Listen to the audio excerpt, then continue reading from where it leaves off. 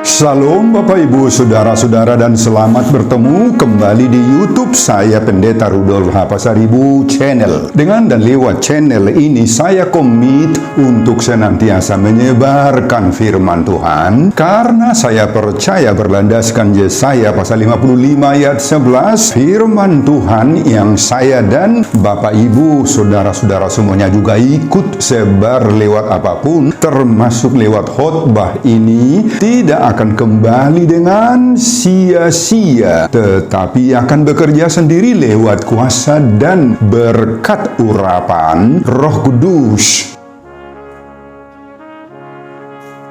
Mari Bapak Ibu, Saudara-saudara semuanya saya ajak membantu saya menyebarkan firman Tuhan khotbah di ibadah minggu ke-8 sesudah Trinitatis 26 Juli 2026. Terambil dari kitab Roma pasal 8 ayat 26 sampai 30 dan epistel dari Keluaran pasal 19 ayat 1 sampai 6. Diikat oleh topik atau tema karya Allah bagi orang pilihannya. Dalam bahasa Batak Toba ditulis panupak ni debata diaka na pinilitna. Saya baca untuk kita simaklah pembacaan firman Tuhan berikut ini. Judul perikop Roma pasal 8 ayat 18 sampai 30, pengharapan anak-anak Allah. Khotbah kita dari ayat 26 sampai 30. Demikian juga Roh membantu kita dalam kelemahan kita. Sebab kita tidak tahu bagaimana sebenarnya harus berdoa. Tetapi Roh sendiri berdoa untuk kita kepada Allah dengan keluhan-keluhan yang tidak terucapkan. Dan Allah yang menyelidiki hati nurani mengetahui maksud Roh itu, yaitu bahwa Ia sesuai dengan kehendak Allah berdoa untuk orang-orang kudus. Kita tahu sekarang bahwa Allah turut bekerja dalam segala sesuatu untuk mendatangkan kebaikan bagi mereka yang mengasihi Dia, yaitu bagi mereka yang terpanggil sesuai dengan rencana Allah. Sebab semua orang yang dipilihnya dari semula, mereka juga ditentukannya dari semula untuk menjadi serupa dengan gambaran anaknya, supaya ia, anaknya itu, menjadi yang sulung di antara banyak saudara. Dan mereka yang ditentukannya dari semula, mereka itu juga dipanggilnya. Dan mereka yang dipanggilnya, mereka itu juga dibenarkannya. Dan mereka yang dibenarkannya, mereka itu juga dimuliakannya.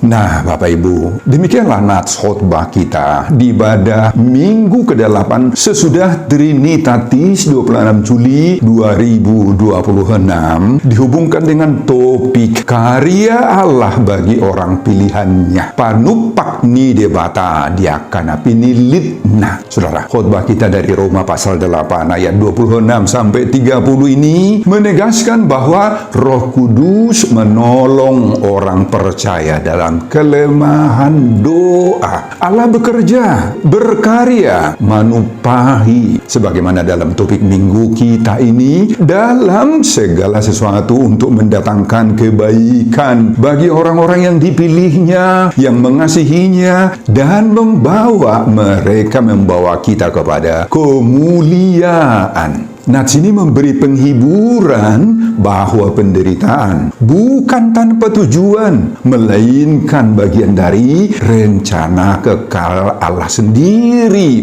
Saudara, apa keadaan dan bagaimana hidup yang dialami jemaat Kristen di kota Roma saat Paulus menulis surat Roma ini? Paulus menulis surat Roma ini di sekitar tahun 57 atau 58. Masih Masihi. Dari Korintus, surat ini ditujukan kepada jemaat di Roma yang terdiri dari orang Yahudi dan non-Yahudi yang sudah menjadi Kristen, menerima Yesus Kristus sebagai juru selamatnya. Tetapi ada ketegangan identitas dan praktek ibadah setelah pengusiran orang Yahudi dilakukan oleh Kaisar Claudius sekitar tahun 49 Masehi. Banyak dari antara orang-orang Kristen yang tertangkap itu mengalami penyiksaan. Di antara mereka yang belum tertangkap, ada banyak yang bersembunyi, yang lari ke katakombe.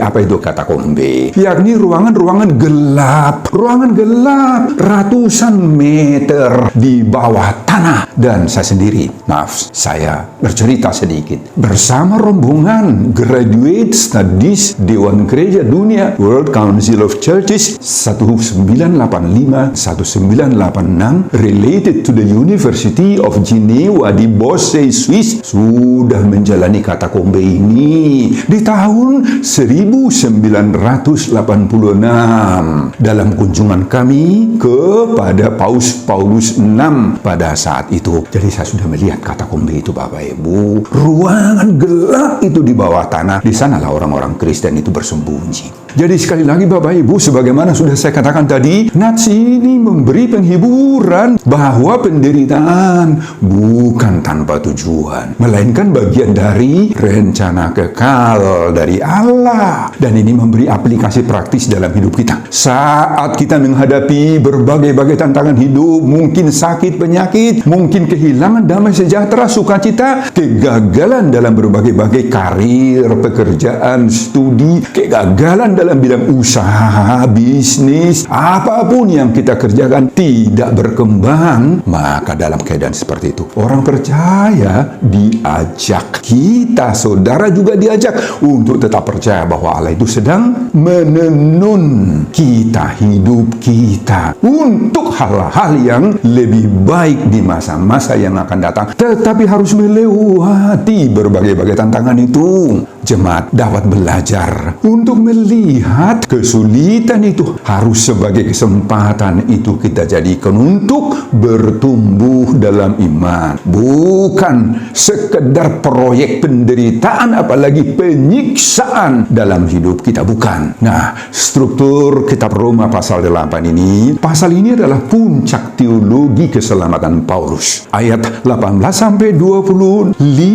berbicara tentang penderitaan dan pengharapan. Lalu sambungannya, lanjutannya ayat 26-30 menekankan karya Roh Kudus dan rencana kekal dari Allah. Saudara, tradisi Yahudi sudah biasa mengalami tentang keluhan. Ada keluhan yang tak terucapkan. Nah, ini mengingatkan pada keluhan Israel di Mesir, sebagaimana Keluaran pasal 2 ayat 24. Paulus menafsir ulang tradisi keluhan ini dengan menambahkan siapa-siapa saja yang mengeluh itu. Paulus mengatakan, yang mengeluh itu siapa? Seluruh ciptaan mengeluh juga. Orang-orang percaya juga mengeluh, kita juga mengeluh. Dan bukan hanya manusia, Roh Kudus pun mengeluh bagi kita, karena kita. Saudara, mari kita lihat nats khotbah kita ini ayat per ayat. Pada ayat 26, Roh Kudus menolong dalam kelemahan berdoa. Menjadi pengantara Roh Kudus itu, Bapak Ibu, dengan keluhan yang tak terucapkan oleh kita. Ayat 27, Allah mengenali isi hati Roh Kudus itu. Doa roh selalu sesuai dengan kehendak Allah. Pada ayat 28, segala sesuatu bekerja untuk kebaikan orang-orang yang mengasihi Allah. Ini bukan berarti semua hal baik, tetapi Allah menenun penderitaan menjadi bagian dari rencana Allah sendiri. Dan ayat 29-30, Paulus menekankan adanya rantai keselamatan, mulai memilih, menentukan, memanggil, membenarkan, dan kelima memuliakan. Ini menunjukkan kepastian rencana Allah bagi umatnya. Nah, saudara, apa yang diajarkan Paulus Paulus dalam khotbah ini, itulah yang menjadi dasar seruan topik minggu ke-8. Sesudah Trinitatis, karya Allah bagi orang pilihannya. Panupak ni debata, diaka napi nilitna. Nah, Bapak Ibu, itulah isi khotbah kita di ibadah minggu ke-8. Sesudah Trinitatis, 26 Juli 2026, dihubungkan dengan topik karya Allah bagi orang pilihannya. Panupak ni debata, diaka napi nilitna. Nah, saudara, apa pengajaran Tuhan bagi kita lewat khotbah ini? Simak ini, Bapak Ibu. Pengajaran pertama, Roh Kudus menolong dalam kelemahan-kelemahan kita. Ayat 26-27. Saudara, firman Tuhan ini berkata kepada kita saat ini, suatu hal yang sangat penting harus kita ketahui, bahwa Roh Kudus bekerja bagi kita ketika kita tidak tahu lagi apa yang harus kita doakan. Nah, ilustrasi seperti seorang penerjemah yang membantu kita berbicara dalam bahasa asing. Ketika kita tidak bisa mengungkapkan isi hati, Roh Kudus menerjemahkan doa-doa kita itu kepada Allah. Atau seperti orang atau kita yang hidup di zaman modern sekarang, zaman canggih sekarang, ada yang namanya fitur Google Translate. Kita dibantu mengerti dalam bahasa kita sendiri. Nah, seperti itulah Bapak Ibu peranan Roh Kudus itu dalam diri kita. Kita tidak bisa lagi mengutarakan, mengucapkan isi hati kita. Nah, Roh Kuduslah yang menerjemahkan doa-doa kita itu, isi hati kita itu. Oh, banyak sekali yang membuat kita tidak bisa lagi mengucapkan doa-doa kita. Mungkin pikiran kita sudah mumpet, mungkin sudah kita merasa seperti bosan berdoa, nggak tahu lagi yang mau kita ucapkan. Nah, kalau kita datang kepada Tuhan, Roh Kudus itu akan bekerja menerjemahkan isi hati kita itu. Roma pasal 8 ayat 26-30 menunjukkan bahwa Allah sedang bekerja bahkan ketika pun kita lemah, kita bingung, kita tidak tahu lagi harus berdoa apa kepada Tuhan. Oh, saudara, inilah penghiburan, inilah penguatan bagi kita bahwa hidup kita sebagai orang pilihan Allah itu tidak berjalan sendirian, melainkan kita ini dipimpin oleh Allah yang setia. Roma 8 ayat 26 berkata, Roh membantu kita dalam kelemahan kita, sebab kita tidak tahu bagaimana sebenarnya harus berdoa. Artinya, kelemahan bukan tanda bahwa Allah meninggalkan kita, tetapi itu kesempatan bagi Roh Kudus bekerja di dalam diri kita ini. Ini berdampak bagi kita bahwa saat Bapak Ibu dan saudara-saudara sepertinya sudah kehabisan kata-kata yang mau kita ucapkan kepada Tuhan, karena selama ini sudah kita ucapkan, kita merasa sudah habis kalimat bahasa yang harus kita katakan, tetapi tetap Roh Kudus itu datang untuk mengajar, untuk menyampaikan doa-doa kita itu kepada Tuhan, kepada Allah. Nah, saudara, Paulus hendak menekankan di sini bahwa manusia memang terbatas dalam doa. Kadang kita tidak tahu apa yang harus diminta lagi atau bagaimana mengungkapkannya. Dalam kondisi kita seperti itu, maka Roh Kuduslah hadir sebagai penolong. Bahkan Roh Kudus itulah tanda kutip berdoa untuk kita dengan keluhan-keluhan yang tidak terucapkan lagi. Ini menunjukkan peran Roh Kudus sebagai pengantara. Bukan hanya memberi kekuatan Roh Kudus itu, tetapi juga menyelaraskan, menyesuaikan doa-doa kita kepada kehendak, keinginan daripada Tuhan sendiri. Jadi Bapak Ibu, pada saat kita merasa lemah, bingung, atau tidak mampu lagi berdoa, percayalah Roh Kudus tetap bekerja. Nah, kita semua diajak untuk berdoa dengan hati yang terbuka. Meski rumusan kata-kata kita terbatas, karena Roh Kudus akan melengkapi dan menyempurnakan menyempurnakan doa-doa kita itu. Ingatlah sekali lagi Bapak Ibu, Allah lebih dulu memahami isi hati kita, apa keluhan batin kita, apa yang akan kita ucapkan atau kita doakan, yang kita mau sampaikan. Allah tahu semua isi hati kita ini. Ilustrasi lain, seperti seorang anak kecil yang belum bisa menjelaskan penyakitnya kepada orang tuanya, tetapi ibunya mengerti. Dari tangisan si anak itu pun si orang tua sudah tahu, oh ini penyakitnya anak ini begini-begini. Nah, demikian juga Roh Kudus. Roh Kudus itu mengangkat doa-doa yang terbatas itu menjadi doa yang sesuai dengan kehendak Allah. Nah, saudara, jangan lemah, jangan putus asa di saat banyak hal yang membuat hati kita terpukul, margudopong, sehingga doa-doa kita pun seperti sumbat sepertinya doa-doa kita. Oh, jangan berhenti berdoa. Disinilah nyata karya Allah bagi orang pilihannya. Panupak ni debata diakana pinilitna, sebagaimana topik minggu ke-8 sesudah Trinitatis 26 Juli 2026. Amin Bapak Ibu dan saudara-saudara. Pengajaran kedua, Allah bekerja mendatangkan kebaikan. Ayat 28. Saudara, pada ayat 28 ini dipastikan oleh Paulus bahwa Allah sanggup menenun, sekali lagi menenun, dan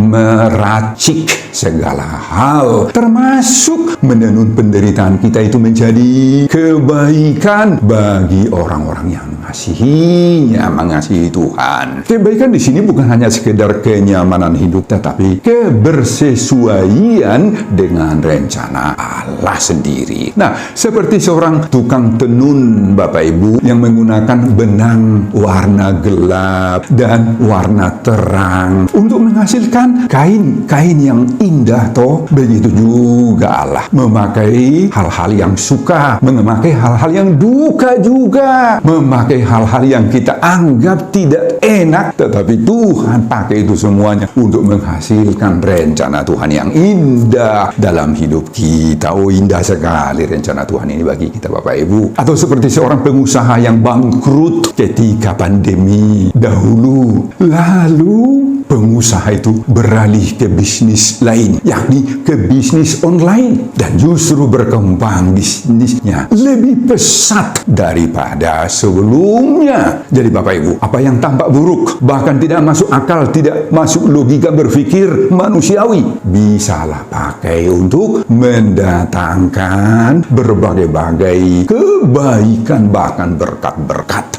Saudara, perhatikan kata segala sesuatu dalam ayat 28 ini. Ini menunjukkan bahwa pengalaman-pengalaman yang membawa suka, bahagia, damai, maupun sebaliknya pengalaman yang membawa kita berduka, tuma tangis, atau banyak kegagalan, semua dapat dipakai oleh Tuhan untuk kebaikan masa depan kita. Ilustrasi lain, seperti tukang kebun akan selalu memangkas ranting-ranting yang tampaknya bisa merusak pohon itu, dan tujuannya adalah agar pohon bisa bertumbuh lebih sehat dan lebih berbuah. Nah, seperti itulah, begitulah Allah yang memakai proses yang menyakitkan juga dalam hidup kita ini. Dipangkasnya, karena kita dipangkas oleh Tuhan, ada perasaan yang tidak enak, sakit betul, berduka kita, tetapi semuanya itu menimbulkan pertumbuhan hidup kita ke arah yang lebih baik. Nah, saudara, kita banyak belajar dari pengajaran Paulus ini sekarang. Banyak sekali. Kita sekarang diajak untuk melihat kesulitan hidupmu itu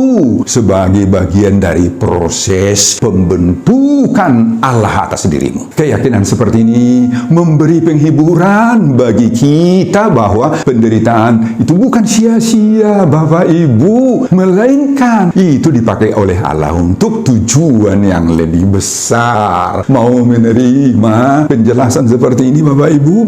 Mau percaya kepada Tuhan? Apa yang tampaknya bagi kita selama ini buruk, Allah pakai untuk mendatangkan kebaikan. Semua yang buruk itu, semua yang sama seperti benang gelap tadi itu, Allah ukir, Allah racik, Allah tenun, itu menjadi hidup yang indah. Nah, disinilah nyata karya Allah bagi orang pilihannya. Panupak ini debata dia akan pinilitna, selanjutnya sebagaimana topik minggu ke-8 sesudah Trinitatis 26 Juli 2026. Amin Bapak Ibu dan saudara-saudara. Pengajaran ketiga, kita mengalami 5 rantai keselamatan Allah, ayat 29-30. Saudara, Paulus menyebut pada ayat 29-30 ini adanya 5 tahap, 5 rantai yang bersambung terus yang sudah kita jalani dalam hidup ini. Mulai dari pertama, dikenal sebelumnya. Kedua, ditentukan. Ketiga, dipanggil. Keempat, dibenarkan. Kelima, dimuliakan. Nah, dimuliakan inilah akhir dari perjuangan rohani kita. Ini menunjukkan bahwa karya keselamatan dari Allah itu berjalan melewati berbagai-bagai proses dalam hidup kita hingga tiba pada tingkat akhir. Dalam Roma 8 ayat 29-30 ini, Paulus menunjukkan adanya urutan-urutan dari karya penyelamatan Allah, mulai dari dikenal, ditentukan. Ketiga, dipanggil. Keempat, dibenarkan. Kelima, lalu dimuliakan. Jadi tidak ada yang instan, yang berjalan sendiri, yang otomatis Bapak Ibu, yang langsung menerima kemuliaan sorga. Nggak bisa langsung, harus lewat proses-proses. Ada rantainya, ada prosesnya, bahkan ada ujian hingga tiba pada pemuliaan sorga. Mungkin bisa kita contohkan seperti delivery online. Di zaman sekarang, di zaman canggih ini toh, mulai dari pemesanan, pembayaran lewat transfer atau COD, kemudian diproses di gudang sana, dikirim lewat kurir, hingga apa yang kita inginkan itu di rumah. Semua tahap itu dijamin oleh sistem yang menjaminnya. Nah, begitu juga keselamatan itu. Allah yang memulai, Allah yang memproses, Allah juga yang menyelesaikan hingga kita tiba di alamat akhir, yaitu kemuliaan sorga, Bapak Ibu. Nah, saudara, apa penerapan dan aplikasi pengajaran Paulus yang ketiga ini bagi kita, jemaat atau kita semua diajak Bapak Ibu untuk hidup dengan kepastian iman. Sekali lagi, kepastian iman. Harus ada kepastian iman bagi kita bahwa keselamatan bukan hasil usaha kita, usaha manusia, melainkan karya Allah itu dari awal hingga akhir dengan melewati berbagai-bagai proses. Rantai ini memberi penghiburan bahwa perjalanan iman kita tidak akan terputus, karena Allah sendirilah yang menjamin hidup kita berjalan terus melewati berbagai proses tadi hingga tiba di kemuliaan sorga. Nah, saudara, mari kita bersukacita dan mari kita penuh syukur atas semua karya Allah bagi orang pilihannya. Panupak ni debata diaka napinilitna, sebagaimana seruan topik minggu ke-8 sesudah Trinitatis 26 Juli 2026.